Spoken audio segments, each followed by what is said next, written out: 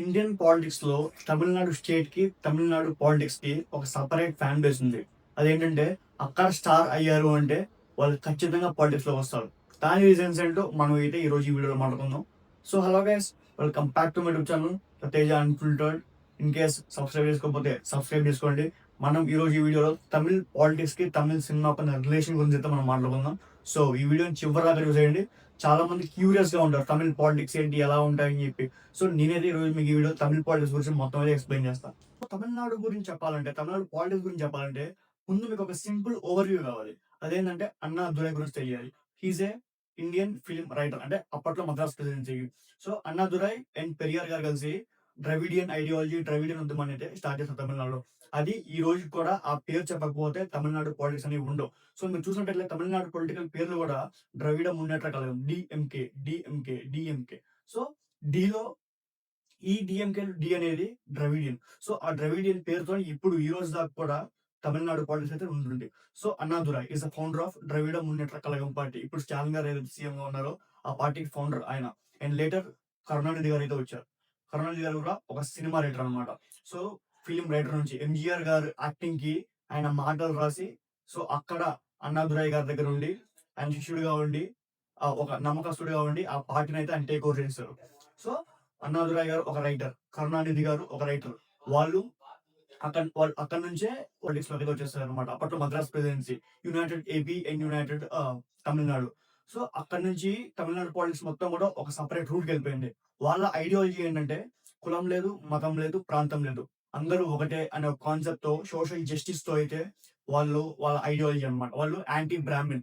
Anti Brahmin అని చెప్పి open గా చెప్తున్నాం అంటే ఎస్, అదే వాళ్ళ ఐడియాలజీ. ఒకప్పుడు ఎడ్యుకేషన్ ఫీల్డ్ లో, సోషల్ ఫీల్డ్ లో, బయట ఎవ్రీ క్యాడర్ లో కూడా బ్రాహ్మణ్ డామినెన్స్ అయితే తమిళనాడులో ఉండేది అన్నమాట బాగా.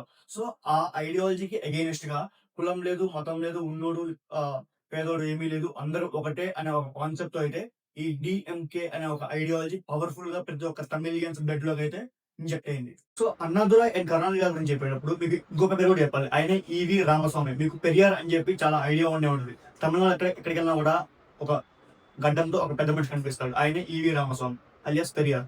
సో ఆయన God father of Tamil Nadu. So వాళ్ళు స్టార్ట్ చేసిన ఐడియాలజీయే ఇప్పటికి కూడా తమిళనాడులో ఇంజెక్ట్ అయింది, ఇంప్లిమెంట్ అయింది. సో ఏ పొలిటికల్ పార్టీ అయినా కూడా రామస్వామి గారు, అంటే పెరియార్ అనే పేరు లేకుండా ఏ ఒక్క పొలిటికల్ పార్టీ కూడా తమిళనాడులో ఉండదు. సో ఆయన కూడా ఆ స్థాయిలో ఇంపాక్ట్ క్రియేట్ చేశారు అనమాట. సో ఇప్పుడు ఇంకొక విషయానికి వస్తే ఎంజిఆర్ మీ అందరికి తెలియాలి. ఎందుకంటే ఆయన ఒక సినిమా యాక్టర్. సేమ్ మన సీనియర్ ఎన్టీఆర్ గారు ఎలాగైతాను, మన తెలుగు వాళ్ళ సీనియర్ ఎన్టీఆర్ గారు అలా తమిళనాడు పీపుల్ కి ఎంజిఆర్ అనే వ్యక్తి అలాగే ఎంజి రామచంద్రన్. సో ఆయన కూడా ఒకప్పుడు డిఎంకే. సో డిఎంకే నుంచి డిఎంకేలో పనిచేసి క్యాంపెయినర్ గా ఇట్లా వివిధ హోదాలు డిఎంకేలో అనుభవించి ఆ తర్వాత అన్నా డిఎంకే అనే ఒక పార్టీని అయితే ఆయన ఓన్ గా స్థాపించుకున్నారు కొన్ని కరుణానిధి గారితో ప్లాన్స్ వచ్చి. సో ఎంజిఆర్ గారు ఎప్పుడైతే బయటకు వచ్చేసారో ఎమ్మటే ఎంజిఆర్ గారు సీఎం అయితే అయిపోయారు అనమాట. సో అతను కూడా చాలా పాపులారిటీ యాక్టర్. సో ఆయనకున్న ఓట్ బ్యాంక్ అంతా కూడా పొలిటికల్ వైపు అయిపోయింది. ఆయన కూడా అధిష్టానంలో సీఎం అయిపోయారు, అంటే ఐ మీన్ తమిళనాడులో సీఎం అయితే అయిపోయారు. అన్నాదురై రైటర్, కరుణానిధి గారు రైటర్ అండ్ ఎంజిఆర్ గారు స్టార్ హీరో. వీళ్ళు ముగ్గురు సినిమాల నుంచి పాలిటిక్స్ లోకి వచ్చి సీఎంలు కూడా అయ్యారు. సో ఇంకొక పేరు చెప్పాల్సింది ఏంటంటే వీళ్ళ ముగ్గురు తర్వాత జయలలిత గారు ఎస్, ఒక యంగ్ డెబ్యూట్ యాక్ట్రెస్ ఆ టైంలో. ఆ తర్వాత గారితో ఒక మంచి రిలేషన్ ఫామ్ అయ్యి ఆయనతోనే ఉండి ఆయన ఫుడ్ స్టెప్స్ లోనే నడిచి ఆయన ఇన్స్పిరేషన్ గా తీసుకొని ఆ పార్టీ ఏదైతే ఉందో ఆ పార్టీని ఆమె టేక్ ఓవర్ చేశారు అనమాట. ఆమె టేక్ ఓవర్ చేసి ఆమె కూడా ఒక స్టార్ హీరోయిన్ నుంచి సీఎం అయితే అయ్యారు తమిళనాడులో. సో జయలలిత గారి గురించి తెలియని వాళ్ళు ఎవరు ఉండరు అనమాట. అమ్మ జయలలిత, షీఈస్ కాల్డ్ యాజ్ అమ్మ ఇన్ తమిళనాడు బికాస్ ఆమె ప్రతి ఒక్క ఇంట్లో కూడా ఉంటుంది. మీరు తమిళనాడు వెళ్ళినట్లయితే చెన్నై నుంచి కన్యాకుమారి దాకా ఒకసారి మామూలు అబ్జర్వ్ చేయండి. ప్రతి ఒక్కళ్ళ ఇంట్లో కూడా ఈవి రామస్వామి, పెరియార్ గారి ఫోటో, కరుణానిధి గారి ఫోటో, అదేవిధంగా ఎంజిఆర్ ఆర్ జయలలిత గారి ఫోటోలు కూడా మీకు అక్కడ ఇంట్లో ఉంటాయి. అంటే వాళ్ళు they are not just politicians are they are not just stars, వాళ్ళు తమిళనాడు ఐకాన్స్ అనమాట. వాళ్ళు ఇప్పటికి కూడా మనం ఏమన్నా అంటే అక్కడ తమిళ ప్రజలు ఊరుకోరు. సో ఇప్పటిదాకైతే 4 big celebrities, 4 big cinema field నుంచి వచ్చి అందరూ కూడా సీఎంలు అయ్యారు. కానీ ఇది ఇక్కడతో ఆగిపోయిన ఎరా. ఎందుకంటే ఆ తర్వాత అంటే ఐ మీన్ ఎన్జిఆర్ గారు, జయలలిత గారు, కరుణానిధి గారు, అన్నాదురై గారు వీళ్ళ తర్వాత చాలా మంది వచ్చారు. కానీ వీళ్ళకి వచ్చిన సక్సెస్ లో 10% కూడా మిగిలిన తమిళ యాక్టర్స్ కి ఆర్ తమిళ ఇండస్ట్రీ పీపుల్ కి ఎవరికి రాలేదు.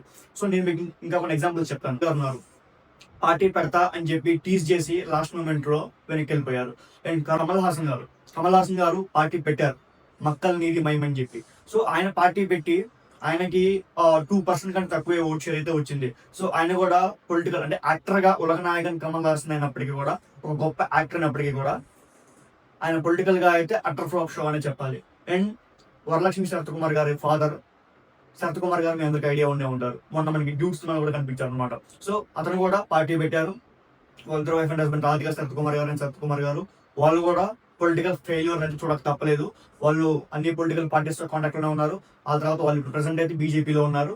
అండ్ కెప్టెన్ విజయ్ కుమార్ ఇతను ఒక్కడే వీళ్ళందరి మీద కాస్త మంచిగా పర్ఫామ్ చేసిన వ్యక్తి. ఎందుకంటే జయలలిత గారి టైంలోనే ఒక బలమైన అపోజిషన్ గా కాస్త ఒక మంచి ఇంపాక్ట్ క్రియేట్ చేసుకున్న వ్యక్తి.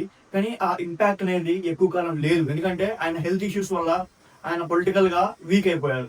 సో కేవలం 4 స్టార్స్ మాత్రమే ఇప్పటిదాకా Tamil Nadu I mean Madras presidency cinema నుంచి మద్రాస్ ప్రెసిడెన్సీ పాలిటిక్స్ దాకా చక్రం తిప్పారు. కానీ ఆ తర్వాత వచ్చిన రజనీకాంత్ గారు కానీ, కమల్ హాసన్ గారు కానీ, కెప్టెన్ విజయ్ కుమార్ గారు కానివ్వండి, ఇట్లా అనేకమైన స్టార్స్, మీకు సింగు వాళ్ళ ఫాదర్ తెలుసు, ఆయన కూడా పొలిటికల్ పార్టీ పెట్టారు. ఇట్లా మనకి తెలుసు చాలా మంది పొలిటికల్ పార్టీ పెట్టారు. కానీ వాళ్ళందరూ పొలిటికల్ పార్టీస్ పెట్టి కూడా వాళ్ళు జీరో ఇంపాక్ట్ అనేది తమిళనాడు చూపించారు. వాళ్ళందరూ ఒక ఫ్లాప్ షోస్ అనమాట.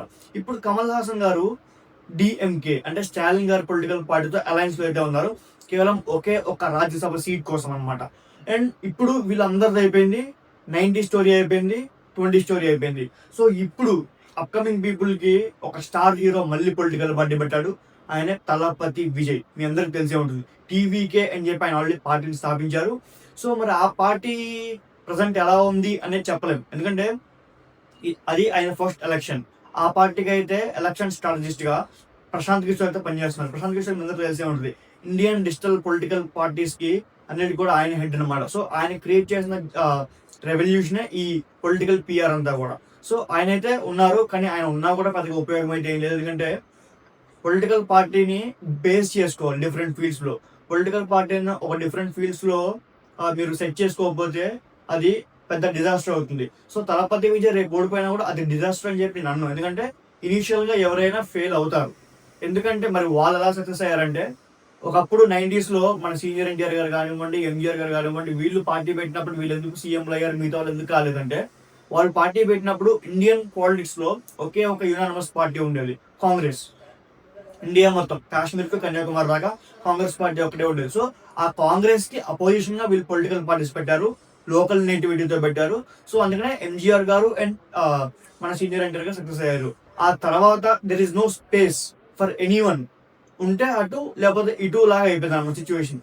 సో అందుకనే ఆ తర్వాత వచ్చిన వ్యక్తులు ఎంత హైప్ తో పొలిటికల్ పార్టీ పెట్టినా కూడా అవి డిజాస్టర్ అయ్యాయి తప్ప ఒకటి కూడా వర్కౌట్ అవ్వలేదు. సో ఇది తమిళనాడు పాలిటిక్స్ గురించి, వాళ్ళ పొత్తుల గురించి వాళ్ళు ఎలా పెట్టారు, అండ్ తమిళనాడు స్టార్స్ అందరూ కూడా ఎలా పాలిటిక్స్ లోకి వచ్చారని చెప్పి.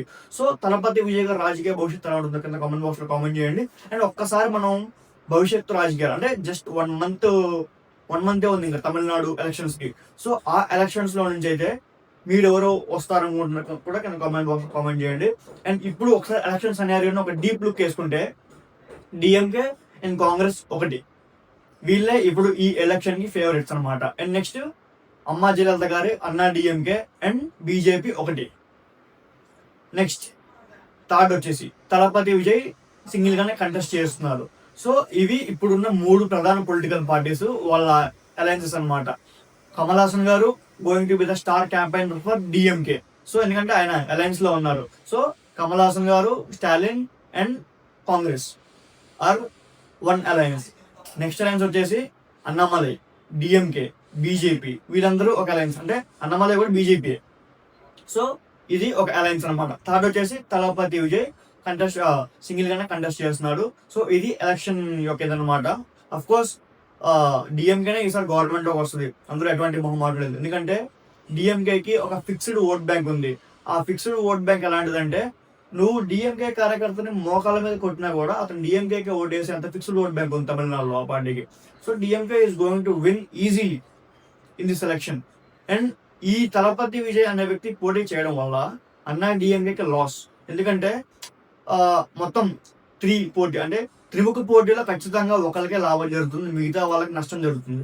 సో ఆ నష్టం అయితే అన్నా డిఎంకే పార్టీకి, ఎందుకంటే అన్నా డిఎంకే పార్టీకి ఒక గ్రౌండ్ క్యాడర్ ఉంది, కానీ ఆ పార్టీకి లీడర్షిప్ లేదు. సో లీడర్షిప్ ఫెయిల్యూర్ వల్ల Anna DMK going to lose for sure. And strong leadership and strong cadre వల్ల DMK going to win with huge majority. మరి తలపతి విజయ్ విషయానికి వస్తే మాత్రం యూత్. ఇప్పుడు మన తెలుగు రాష్ట్రాల్లో పవన్ కళ్యాణ్ గారికి 2019లో కేవలం ఎలాగైతే కొంతమంది యువకులు మాత్రమే ఓటేశారో, అదేవిధంగా తలపతి విజయ్ గారికి కూడా ఓన్లీ యూత్ ఓటింగ్ మాత్రమే ఉంటుంది. ఎక్స్పెక్ట్ చేసినట్టయితే ఈ యాక్షన్కి అయితే ఏముండదు. ఫ్యూచర్లో చూడాలి తలపతి విజయ్ గారి పొలిటికల్ మూవ్స్ అన్ని ఎలా ఉంటాయో. సో ఇది Tamil cinema and Tamil politics గురించి ఒక స్టోరీ అనమాట. సో ఈ స్టోరీ మీకు నచ్చినట్లయితే please subscribe and do follow me for more updates like this. Thank you.